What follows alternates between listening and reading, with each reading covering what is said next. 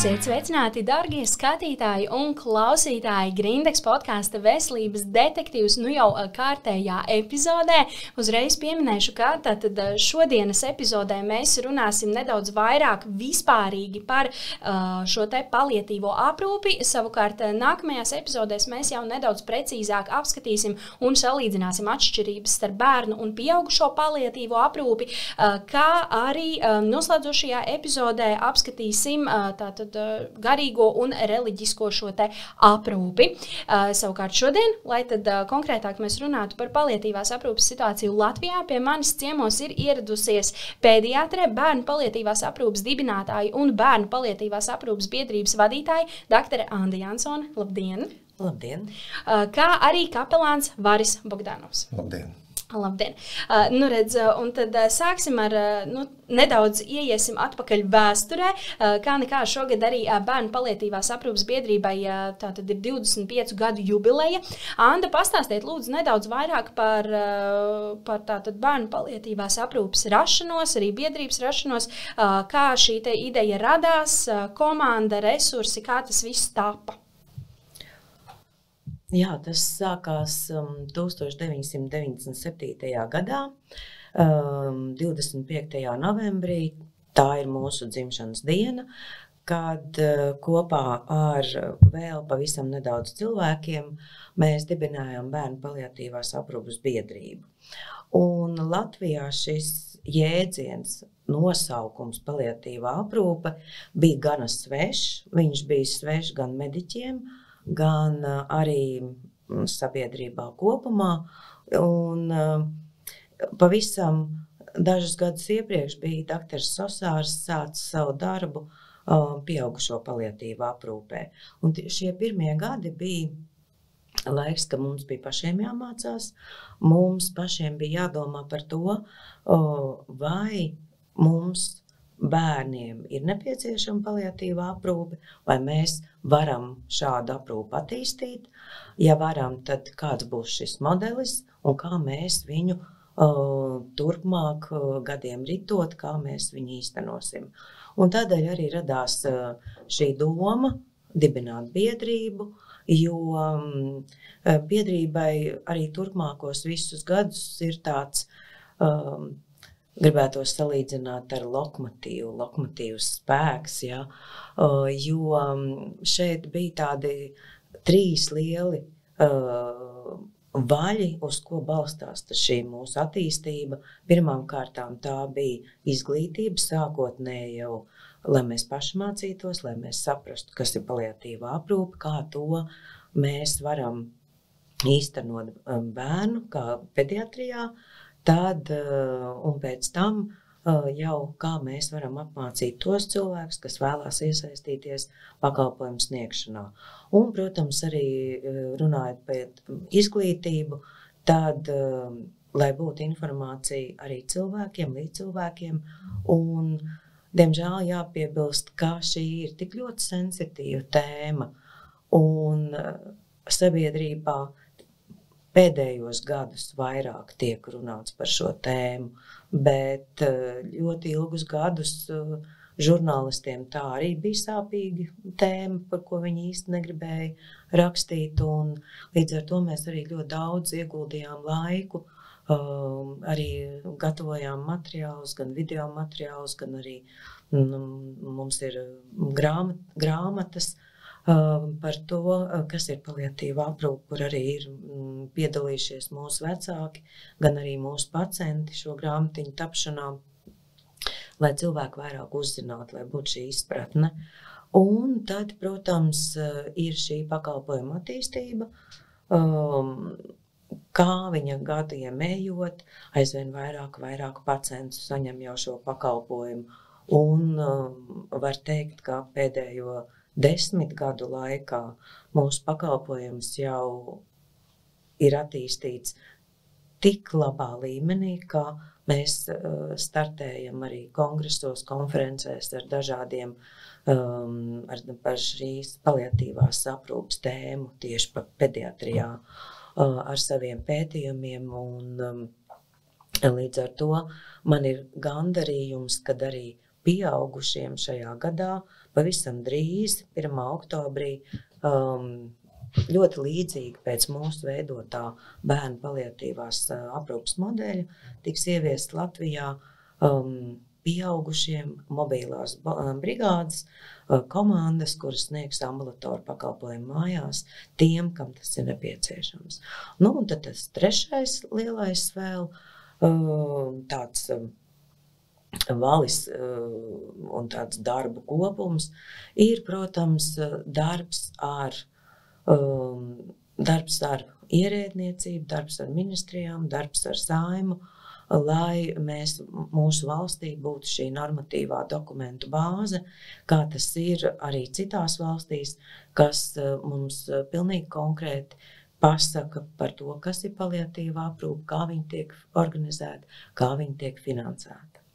Tad, kad mēs pašā sākumā apspriedām ideju tātad veidot šīs te epizodes konkrēti par paliatīvo aprūpi, tas arī, ko jūs minējāt, ir tas, ka tas nav viens cilvēks, tā ir vesela cilvēku komanda, un tajā komandā iekšā ir arī tāda profesija, ko sauc par kapelānu, tātad Varis mums šodien. Vari pastāstīt lūdzu nedaudz vairāk, kas tad ir kapelāns un kā jūs izdomājāt tātad, kļūt par tādu?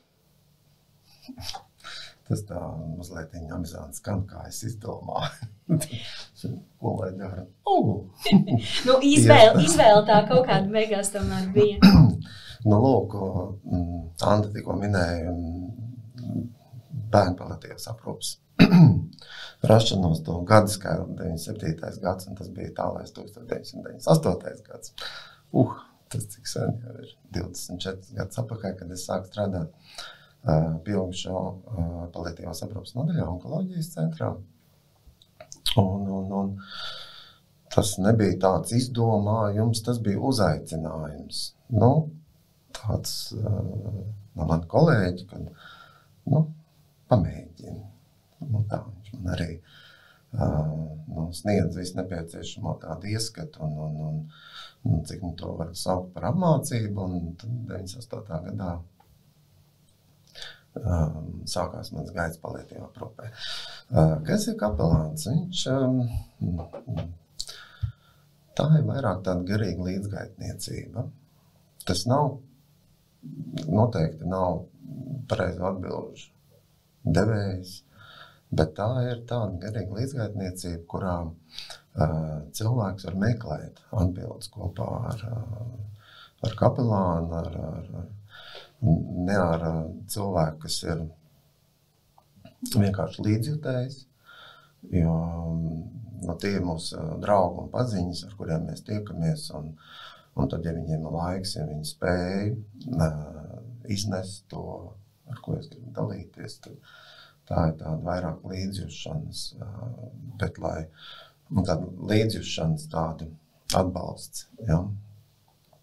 Bet sastopoties ar kādām grūtībām nopietnām, ir nepieciešams katram no mums arī kaut kāda konstruktīva izēja. Mums nepietiek to, ka mums jūt līdzi, ka tādā veidā mēs atbalstam, saņemam šo atbalstu, bet ir vairāk, ko mēs katrs vēlamies. Ne tikai tādās nopietnās krīzēs, arī pavisam vienkāršās lietās. Mums nepietiek ar tādu parunāšanu. Mums ir nepieciešams zinošs cilvēks, kurš spēj analizēt, kuram ir empātiska attieksme, kuram ir laiks, kurš nenobīstās, ja?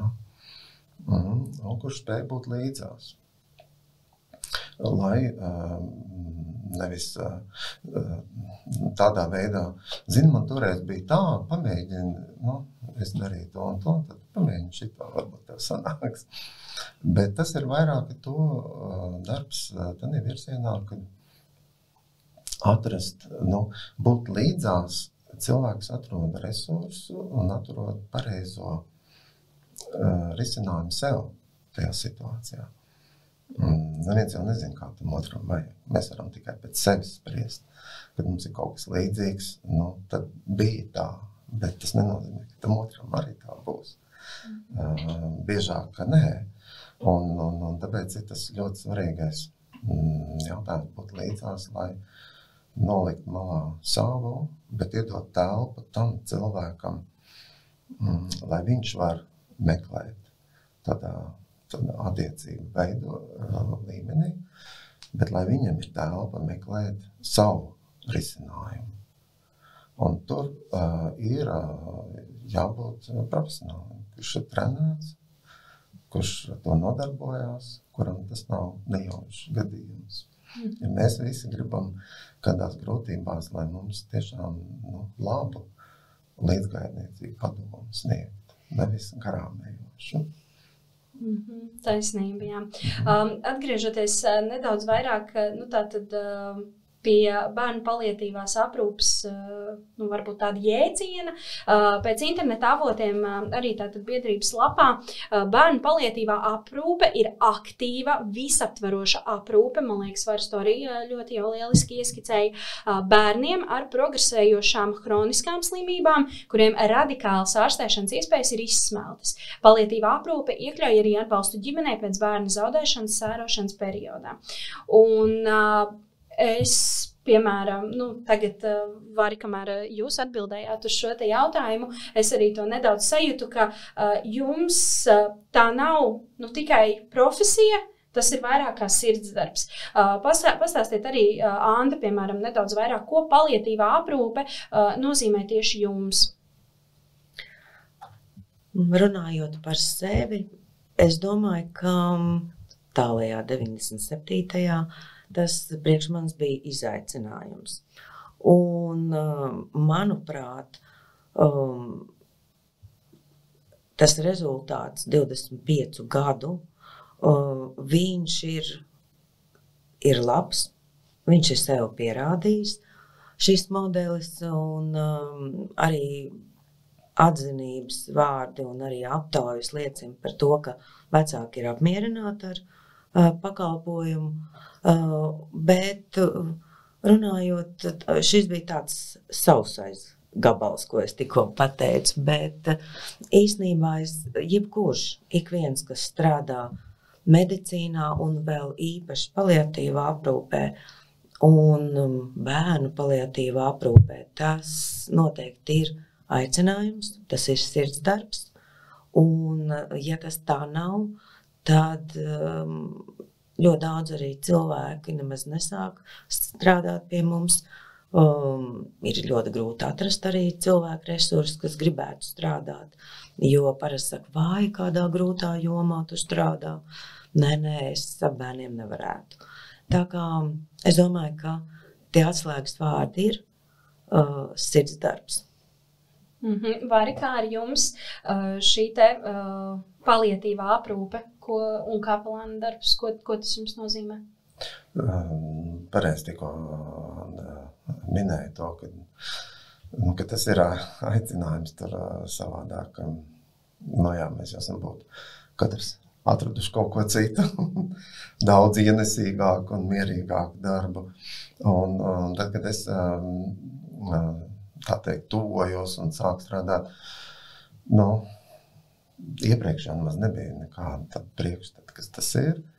Un tad, kad tas priekšstats veidojās un radās, tad jau bija ļoti viegli. Ja nē, tad iet prom. Ne? Un ir ļoti daudz, vēsturē ir atskatos, ir cilvēki, kas ir tādi darījuši, viņi pamēģinājuši un sapratuši, nē, es to nedarīšu. Jā. Dažādiem iemeslu dēļ. Jā, tagad ir tāds ļoti interesants, tas atskats 24, 25 gadi. Šausmīgi daudz ir pagājis, jau cits gadsimts sācies.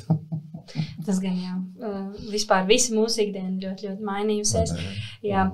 Nedaudz vairāk tātad par manis iepriekš minēto jau šo te veselo komandu, kas veic aprūpi. Lūdzu, pastāstiet nedaudz vairāk par tātad medicīnas darbiniekiem, procesiem, kas tiek iekļauti šajā te veselības aprūpes nozarē.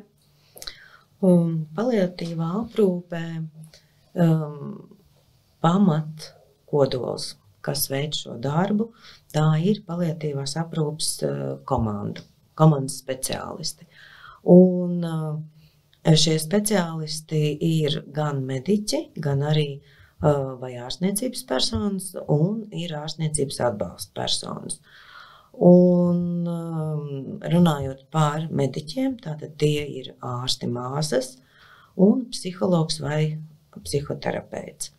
Un ārstniecības atbalsta personas, tās tie ir sociālie darbinieki un kapelāni.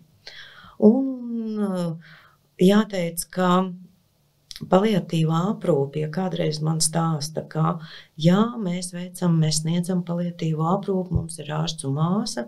Es saku, jā, ļoti labi, jūs tiešām darat to darbu, bet jūs veicat tikai šo daļu no paliatīvās aprūpes pakalpojumu, proti medicīnisko. Un tad to mēs varam saukt par paliatīvo medicīnu. Ja mēs vēlamies klasiskā veidā runāt par starpdisciplināru paliatīvās aprūpes komandas speciālistu darbu, pakalpojumu sniegšanu, tad ir visi manis minētie speciālisti vienoti strādā šajā komandā. Un tagad, kad vispār mūsu sabiedrībā ļoti daudz runā par komandas darbu, tad arī sabiedrībā ņemot piemērus no citām sfērām, tad viņiem ir vairāk skaidrs, kas ir komanda. Tad, kad mēs strādājām 11 gadus atpakaļ, tad bija ļoti grūti ieskaidrot, ka mēs runājam par veselumu pakalpojumu. Un to veselumu nodrošina tādā puzlē, nodrošina visi šie speciālisti. Un centrā mums ir bērns un ģimene ar savām vajadzībām, ar problēmām, un tikai kopā klātesoši un profesionāli palīdzot, mēs varam sasniegt rezultātus. Vari, jums ko piebilst? Tur pat nav ko piebilst, tas tiešām tā arī ir nepieciešams šie visi aspekti cilvēkam un negriezt tā kā sieritu viņu, jā, un teikt, tas pats svarīgākais gabaliņš un tie pārējie. Man tikai šķetināt visu to kopā. Jā, bet cilvēks jau nav sadalāms īstenībā. Protams. Mēs jau nevaram, tā ir tāda iluzāra, vēlme, iedoma. Tā kā visi tiešām tur nav ko piebilst. Lieliski. Andi, jūs pašā sākumā minējāt, ka viens no pirmajiem un tādiem lielākiem izaicinājumiem, ar kuriem jūs saskārāties, bija sabiedrības informēšana. Pastāstiet lūdzu nedaudz vairāk, kā šo te 25 gadu laikā šī sabiedrības informētība par un ap paliatīvo aprūpi ir mainījusies, vai tiešām tagad vairāk cilvēki izprot šo te konkrēto nozari, vai arī tomēr tā joprojām ir tāda ļoti jūtīga tēma un cilvēki mēdz izvairīties, teiksim, par to runāt? Es domāju, ka tā vēl joprojām ir sensitīva tēma. Varbūt sabiedrības stigmatizācija nedaudz mazinājusies. Bet tāpat laikā, protams, ir daudz dažādi nepareizi priekšstati, tādēļ, ka cilvēkiem ir nepietiekama informācija par šiem jautājumiem. Un mēs aizsākām arī pirms vairākiem gadiem mūsu kolēģi, sociālie darbinieki un kapelāni vadīja stundas skolā. Piemēram, tas mums bija 49. skolā, 1. klasītēs, arī 4. klases skolniekiem, īsumā par to, kas ir slimība un ko nozīmē slims bērns. Un gribu teikt, ka mūsu jaunieši, jaunatne ir ļoti atvērta. Un dialogs par šīm tēmām noteikti ir daudz radošāks, saprotošāks nekā mēs varbūt runātu ar citas paudzes cilvēkiem. Bet pakāpeniski, protams, ka cilvēks saprot un ļoti daudziem šie pakalpojumi ir nepieciešami arī saistībā ar pieaugušo paliatīvo aprūpi un nākās to dzirdēt. Un līdz ar to arī tā informācija ir plašāka un vairāk pieejama. Jūs pirms tam minējāt arī atsevišķas grāmatas, kas ir radītas par un ap paliatīvās aprūpes tēmu. Varbūt lūdzu nosauciet kaut kādus resursus, tātad gan interneta avotus, grāmatas, kur mēs, teiksim, varam uzzināt vairāk informāciju par paliatīvo aprūpi. Varētu piedāvāt cilvēkiem atvērt mūsu mājaslapu www.paliative.lv. Tur arī ir sadaļa gan vecākiem, sadaļa profesionāļiem, un visi studenti, visi interesanti, gan arī vecāki sadarbībā ar mūsu speciālistiem. Mēs arī šīs grāmatas tad arī piedāvājam viņiem izlasīt, un ļoti viena tāda īpaša grāmata ir Stāsts par mani, kuru mēs sagatavojām sadarbībā arī ar hemato-onkoloģijas nodaļas ārstiem, bērnu slimnīcas, gan arī 2 pusaudzēm, kuru varam izmantot mēs. Ir 3 grāmatas atkarībā no bērnu vecuma, kur kopā psihologs vai kapelāns vai sociālais darbinieks var iet cauri notikumiem, kas notiek ar bērnu, kur viņš var zīmēt, kur viņš var atzīmēt savas emocijas, kur viņš var zīmēt pats, kur viņi kopā ar vecākiem var pildīt šo darba burtnīcu. Un tas ir palīdzoši gan bērnam izprast, kas īsti notiek, kā es jūtos, kāpēc es jūtos, kas ir slimnīca, kas ir izmeklējumi. Un savukārt arī speciālists, kas ar šo bērnu strādā. Viņš arī redz, ko bērns ir uzzīmējis, kādas viņš krāsas ir lietojis, veidojas dialogs starp viņiem. Tā ir tāda ļoti tāda. Tas bija tāds fantastisks projekts. Manuprāt, ja mēs tiešām ķidātu katru jautājumu un runātu par tiešām katru jēdzienu, definētu atsevišķi, tad mēs šeit varētu ļoti ilgi sēdēt, bet tieši tādēļ, kā jau Anda minēja, šīs te bērnu paliatīvās aprūpes biedrības mājaslapa, tur iespējams tiešām daudz uzzināt informāciju, sākot jau ar to pamatu informāciju, un tad jau pēc tam kontakti attiecīgi, ja ir vēlme uzzināt kaut ko vairāk. Skatoties uz tātad bērnu paliatīvo aprūpi Latvijā, kā apkopojot kopā, kā mums ir ar, teiksim, cilvēku resursiem, materiāliem resursiem šajā nozarē, cik tādos aptuvenos ciparos, cik mums ir tie cilvēki, kuriem ir nepieciešams šī te paliatīvā aprūpe, vai viņi visi to saņem, vai tur ir tomēr finansiāli šķēršļi arī tam visam pa vidu? Pakalpojums ir pieejams ikvienam bērnam, kuram tas ir nepieciešams, kuram ir tātad šī pamatslimība, kas ir dzīvību ierobežojuša vai dzīvību apdraudoša, un kura ārstu koncīlijs ir lēmis par to, ka viņam ir nepieciešama paliatīvā aprūpe turpmāk mājās. Lūk, un šķēršļi daļa jau ir pārvarēta. Ar gandarījumu var teikt, ka pakāpeniski šo paliatīvās aprūpes mediķu komandas daļu sākotnēji tā bija pavisam neliela cilvēku grupiņa, pakāpeniski jau tas bija valsts finansējums. No 2018. gada mēs esam panākuši to, ka arī sociālais darbinieks un kapelāns ir no valsts finansēts, no valsts budžeta, cauri Labklājības ministriju un kā valsts deleģējums bērnu paliatīvās aprūpes biedrībai. Tāpat arī ļoti ilgus gadus, vairāk kā 20 gadus, pateicoties mūsu sabiedrībai, ziedotājiem, kā mēs tikām mājās. Mēs braucām mājas vizītēs. Ar 2006. gadā mūsu krustmāte no Daugavas Vanadzēm dāvāja mums pirmo darba mašīnu, un ziedotāji palīdzēja ar līdzekļiem degvielai. Un tā vairāk kā 20 gadus mēs, pateicoties ziedotājiem, varējām aizbraukt pie pacientiem mājās un īstenot šo pakalpojumu. Skaisti. Ļoti, ļoti jauki prieks dzirdēt. Un šīs te mūsu šodienas epizodes, tātad virzoties jau nedaudz vairāk uz noslēgumu, lūdzu padalieties ar nedaudz vairāk informāciju par šī gada hospisa dienu, kas jau plānota pavisam drīz.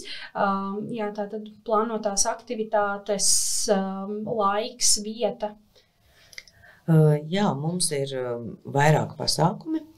Un viens no pasākumiem ir tātad pasaules hospice un paliatīvās aprūpes diena, ko parasti tā ir 2. oktobra nedēļa. Tā ir šogad mums ir 14. oktobrs, tā ir sestdiena.